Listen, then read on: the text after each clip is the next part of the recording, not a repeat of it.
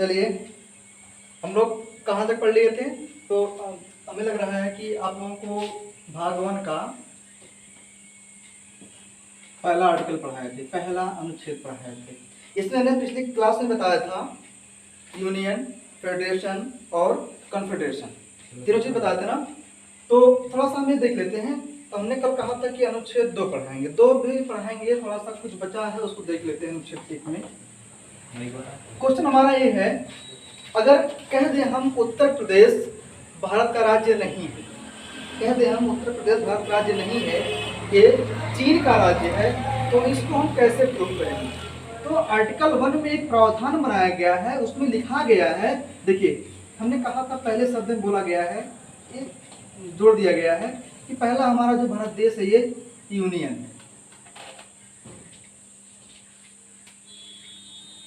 Union है। और दूसरे में ये बोला गया है, अगर उत्तर प्रदेश को प्रूव करना हो कि ये भारत का राज्य नहीं है या है, उसमें सिस्टम दिया गया है, बनाया गया संविधान में, इंडिकेट किया गया सिर्फ।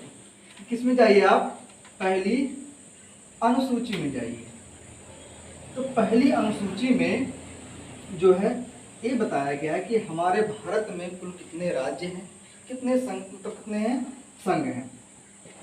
देखिए फिर जोड़ा गया है इसमें, हमारे भारत में, भारत के पास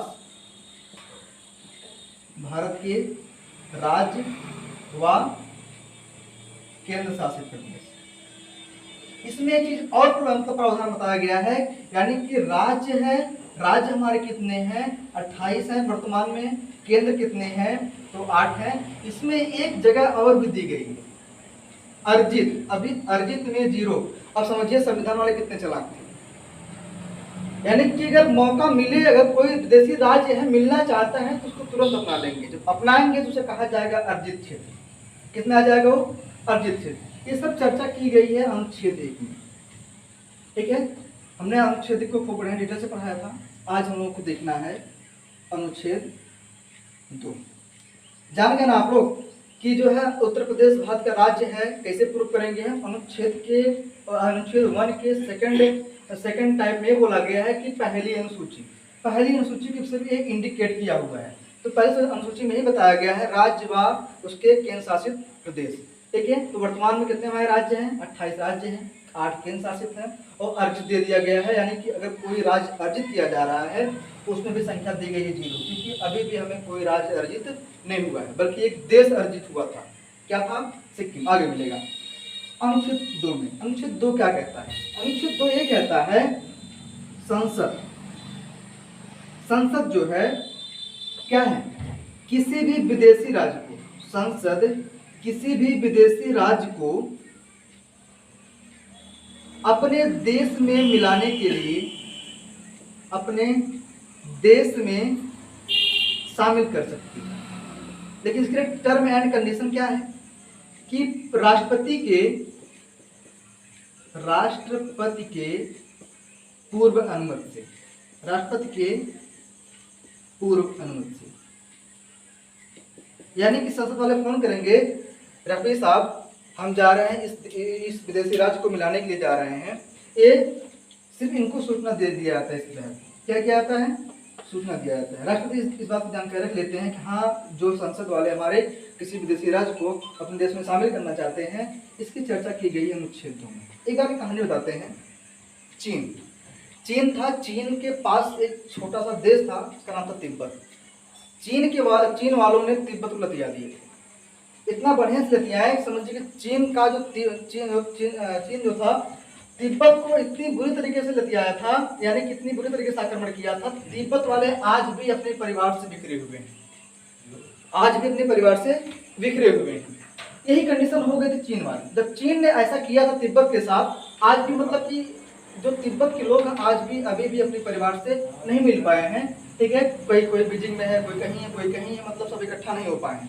अब देखिए इसी के तहत जब तिब्बत में ये चीज तिब्बत साथ ये हुआ था, तो सिक्किम भी एक छोटा सा देश है।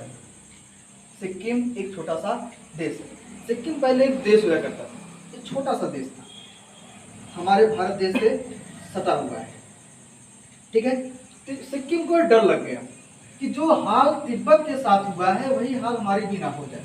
सिक्किम, तो सिक्किम चाहता था कि हम भारत में मिल जाए। तो भारत में क्या किया था वो, उसमें गृह मंत्रालय था, पंडित क्या कहते हैं, सरदार वल्लभ भाई पटेल के पास वो आते हैं और सरदार वल्लभ भाई पटेल से मिलते हैं, कहते हैं कि हम अपने अपने देश को आपके देश में मिलाना चाहते हैं। लेकिन उन्होंने टर्म एंड कंडीशन रखा था, कहीं आप भी तो नहीं ऐसा करेंगे जैसे चीन वालों ने तिब्बत वालों के साथ किया है। तो सरदार वल्लभ भाई पटेल ने कहा था कि हमारा देश जो है शुरू से ही एकमात्र ऐसा देश है जो सभी लोगों को ख्याल रखता है। कहा गया है कि हमारा जो भारत देश है वसुधैव कुटुंबकम है, ऐसा आपके साथ कुछ भी नहीं होने वाला है, ठीक है, आप स्वेच्छा से जो है मिल सकते हैं। लेकिन सिक्किम भी थोड़ा सा डरा हुआ था, क्योंकि हालात देखा था तिब्बत वाला, तिब्बत के सामने क्या हुआ था। फिर सिक्किम क्या करता, कहता कि सरदार वल्लभ भाई पटेल से अभी हम पूर्ण रूप से भारत के साथ नहीं मिलेंगे, ठीक है, कहता भारत के साथ हम नहीं मिलेंगे। तो एक अनुच्छेद लाया गया, संशोधन किया गया संविधान में, अनुच्छेद 2 के ए में, अनुच्छेद 2 के ए में सिक्किम जो है भारत का सहराज्य बन गया। भारत का सहराज्य बन गया। यानी सहराज्य वह होता है, यानी कि जो राज्य है, यानी न तो पूर्ण रूप से राज्य है, न तो पूर्ण रूप से क्या है, देश है, लेकिन ये सहराज्य की तरह रहता था, ठीक है।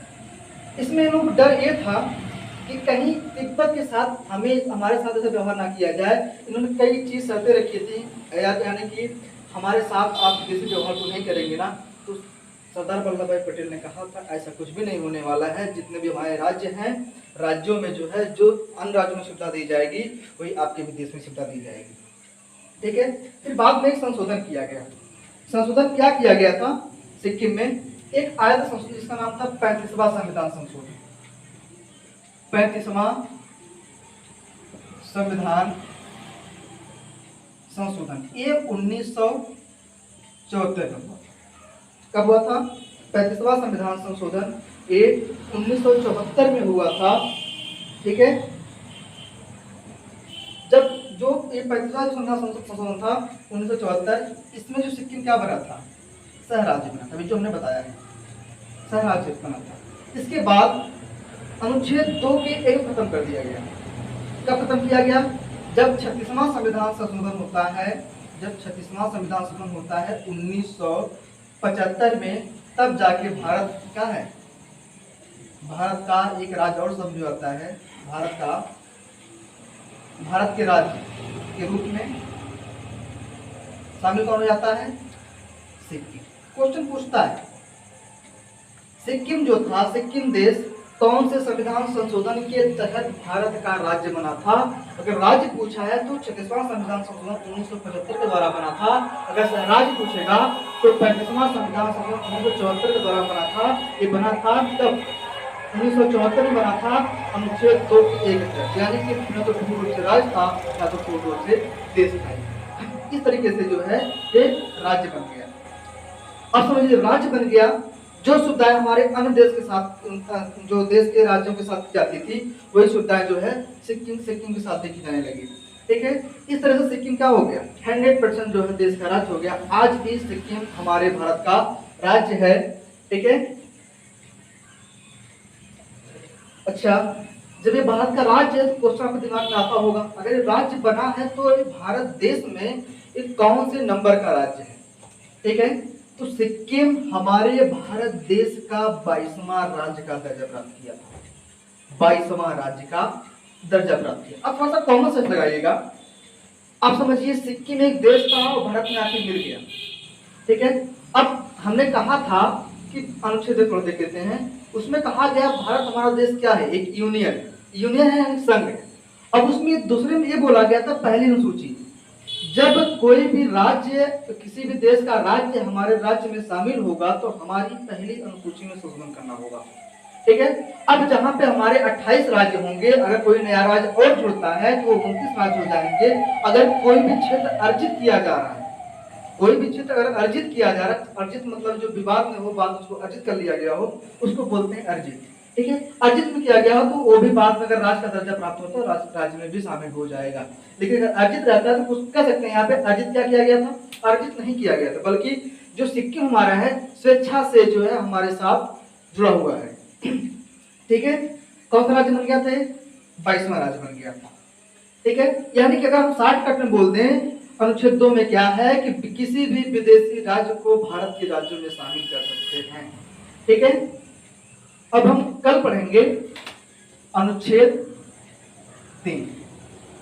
अनुच्छेद 3 आपको बहुत बेहतरीन बताने वाले हैं। कल पढ़ाएंगे इसको, और अनुच्छेद 3 पढ़ने के लिए आप कल हमारे साथ जरूर जुड़िएगा। बस आज के लिए इतना ही। जय हिंद।